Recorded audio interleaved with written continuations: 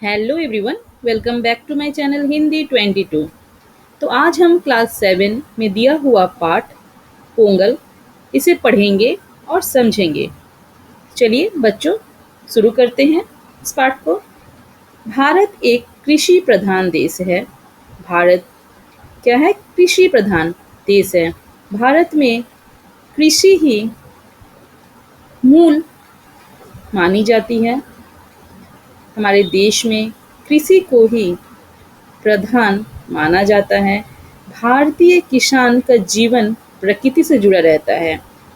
भारतीय किसान का जीवन किससे जुड़ा रहता है? प्रकृति से। वह प्रकृति के साथ ही हंसता रोता है, नाचता गाता है। बुआई, सिंचाई, रियाई आदि खेती बाड़ी के सारे काम वो मौसम के अनुसार करता है। तो यह क्या कहा गया है कि किसान का जीवन जो है वो मौसम पर ही निर्भर करता है, वो प्रकृति पर निर्भर करता है। उसकी जो खेती की बुआई, सिंचाई, निराई सभी मौसम के अनुसार ही चलता है। वो प्रकृति के साथ ही किसान हंसता है, रोता है, नाचता है, गाता है। जब चारों तरफ हरियाली छा जाती है, वृक्ष लताएं फूलों से लद जाती है, तब मानव भी गुनगुनाने लगते हैं। जब चारों तरफ हरियाली छा जाती है, जब चारों तरफ हरियाली, पेड़ पौधे हरे हरे दिखने लगते हैं और वृक्ष लताएं, जो पेड़ हैं, जो लताएं हैं, सब फूलों से लद जाती है, तब मानव भी आनंद से क्या करता है? गुनगुनाने लगता है। जब खेत खलिहान अनाज से भर जाते हैं, जब किसानों के खेत खलिहान अनाज से भर जाते हैं तो उसके पांव थिरक उठते हैं, वह आनंद विभोर हो उठता है, वह उत्सव मनाने के लिए मचल उठता है। कौन उत्सव मनाने के लिए मचल उठता है? किसान। त्योहारों का जन्म यही से होता है। तो त्योहारों का जन्म कैसे होता है? खेत खलिहान के जब हरे भरे हो जाने से किसान आनंदित होते हैं, प्रफुल्लित होते हैं और वो उत्सव मनाने के लिए उनका मन मचल उठता है। ऐसे ही त्योहारों का जन्म होता है। पोंगल नई फसल का त्योहार है। तो इसमें बताया जा रहा है कि पोंगल जो है नई फसल का त्योहार है। जब नई फसल होती है, जब नई फसल तैयार होती है तो पोंगल का त्योहार मनाया जाता है। यह संक्रांति के दिन मनाया जाता है। पोंगल का त्योहार संक्रांति के दिन मनाया जाता है। तमिलनाडु का यह प्रमुख त्योहार है। बच्चों याद रखिएगा कि पोंगल जो त्योहार है, जो नई फसल के उत्पन्न होने से मनाया जाता है, ये तमिलनाडु का प्रमुख त्योहार है। यह जनवरी में मनाया जाता है। कौन से माह में मनाया जाता है? जनवरी माह में मनाया जाता है। पोंगल में खेतों से सुनहरे रंग का नया धान काटकर किसान के घर आता है।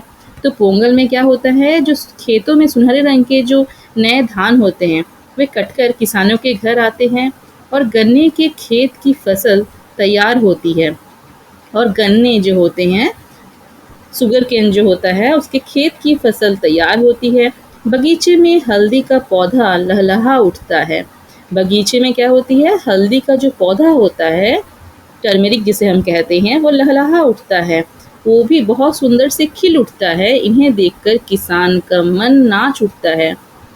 तो हमने क्या देखा? गन्ने के खेत तैयार किए जा रहे हैं। बगीचे में जब हल्दी का पौधा लहलहा उठता है, उत्पन्न होने लगता है, इसे देखकर किसान बहुत ही प्रफुल्लित होते हैं, आनंदित होते हैं। उसके जीवन में मिठास आ जाती है। जब आप सभी कुछ भी कार्य कर रहे हैं, आपको जब सक्सेस मिलती है तो क्या होता है? आप आनंदित होते हैं, खुश होते हैं। उसी तरह किसान का जीवन जो है वो खेती से ही माना जाता है। तो जब उसके खेत लहलहाने लगते हैं, जब खेत में नई फसल उत्पन्न होने लगती है तो किसान का मन, किसान के परिवार का मन आनंद से भर उठता है। तो संक्रांति के दिन नए चावल की मीठी भात बनाकर सूर्य को चढ़ाया जाता है। तो संक्रांति के दिन क्या होता है? हर त्योहार के अपने अपने नियम कानून होते हैं। उसी तरह पोंगल के त्योहार के समय भी संक्रांति के दिन क्या किया जाता है? चावल का मीठा भात बनाकर सूर्य को चढ़ाया जाता है, अर्पण किया जाता है। इसी मीठे भात को पोंगल कहते हैं। ये जो मीठी भात तैयार की जाती है, इसे ही पोंगल कहा जाता है। इसी से त्योहार का नाम पोंगल पड़ता है। इसी कारण इस त्योहार का नाम क्या पड़ा? पोंगल पड़ा। तमिलनाडु में पोंगल त्योहार पौष मास में आरंभ के 4 दिनों तक मनाया जाता है। तो क्या कहा जा रहा है कि तमिलनाडु में पोंगल का जो त्योहार मनाया जाता है, ये जनवरी के माह में मनाया जाता है, हमने पढ़ा।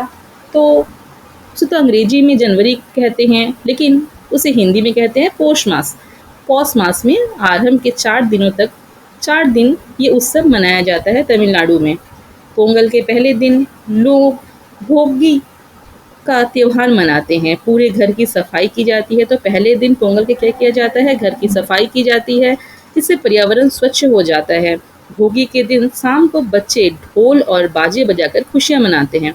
तो भोगी के दिन क्या देख लिया हमने? तमिलनाडु में पोंगल का त्योहार इसका पहला दिन, इसे भोगी का त्योहार कहा जाता है। घर में सफाई की जाती है, बच्चे ढोल बजाते हैं, खुशियाँ मनाते हैं। पोंगल के दिन घर आंगन में रंगोली से सजाते हैं। तो पोंगल का जब उत्सव मनाया जाता है तो घर आंगन में रंगोली सजाए जाते हैं। नहा धोकर सभी लोग नए कपड़े पहनते हैं। जैसे कि हर उत्सव में हम क्या करते हैं? नए कपड़े पहनते हैं। उसी तरह पोंगल के त्योहार में भी सभी नए नए कपड़े पहनते हैं। उस दिन सब कुछ नया होता है। आंगन में अंगीठी जलाकर नए बर्तन में पोंगल पकाया जाता है। तो देखिए क्या कहा जा रहा है कि आंगन में नए बर्तन में पोंगल का यह पकाया जाता है। बर्तन में हल्दी का पौधा बांध दिया जाता है। तो जो नए बर्तन का यूज़ किया जा रहा है, जो नए बर्तन व्यवहार में लाई जा रही है, उसमें हल्दी का पौधा बांध दिया जाता है। ठीक है। उसके बाद गन्ने के रस में नई फसल का चावल पकाया जाता है। तो गन्ने का जो रस होता है उसमें नई फसल का चावल पकाया जाता है। जब चावल उबलकर ऊपर उठता है तो उसमें दूध डाल देते हैं। तो क्या कहा जा रहा है? गन्ने के रस में नई चावल पकाया जा रहा है, और जब चावल उबल जाता है, अच्छी तरह से उबल जाता है, तो उसमें दूध डाल देते हैं। दूध के साथ उफनता हुआ पोंगल बर्तन के ऊपर से उमड़ता है और चारों ओर रिसकर आँच में टपक पड़ता है। उसी समय चारों ओर इकट्ठे लोग खुशी से नाच उठते हैं। क्या कहा जा रहा है कि नए बर्तन में हल्दी का पौधा बांधकर गन्ने के रस में नई फसल का चावल पकाया जाता है, और जब वह उबलने लगता है तो उसमें दूध डाल दिया जाता है। और दूध जब उफनता हुआ पोंगल बर्तन के ऊपर से उमड़ता है और चारों तरफ टपकने लगता है, तो जब वहाँ के लोग जो एकत्रित रहते हैं उसे देखने के लिए सभी खुशी से नाच उठते हैं और जोश में चिल्लाते हैं, पोंगल, पोंगलो पोंगल।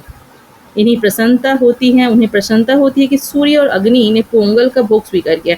जब दूध उफनता हुआ बर्तन से टपकता हुआ नीचे गिरने लगता है, तो वहाँ के मनुष्य की मान्यताएं हैं कि सूर्य और अग्नि ने पोंगल का भोग स्वीकार कर लिया है। सूर्य देवता और अग्नि देवता ने पोंगल का भोग स्वीकार कर लिया है। लोग अपने आस पड़ोस में पोंगल बांटते हैं। तो सभी मिलजुल कर पोंगल का त्योहार मनाते हैं, और इस पोंगल मनाने के क्रम में सभी आसपास के लोगों में पोंगल बांटते हैं। उसके बाद मित्र और सगे संबंधी सब मिलकर बढ़िया भोजन करते हैं। तो सभी मित्र, सभी सगे संबंधी, सभी परिजन, सभी अपने जितने भी सगे संबंधी होते हैं, सभी मिलकर बहुत अच्छी तरह से भोजन करते हैं, आनंदित होते हैं, खुशियाँ मनाते हैं। पोंगल के दिन हर तमिल भाषी, चाहे वह भारत के किसी भी कोने में क्यों ना रहे, वह घर पहुंचने की कोशिश करता है। विवाहित लड़कियां पोंगल मनाने के लिए मायके आती है। तो आज इतना ही। नेक्स्ट दिन और भी विस्तार से इस पाठ को हम पढ़ेंगे।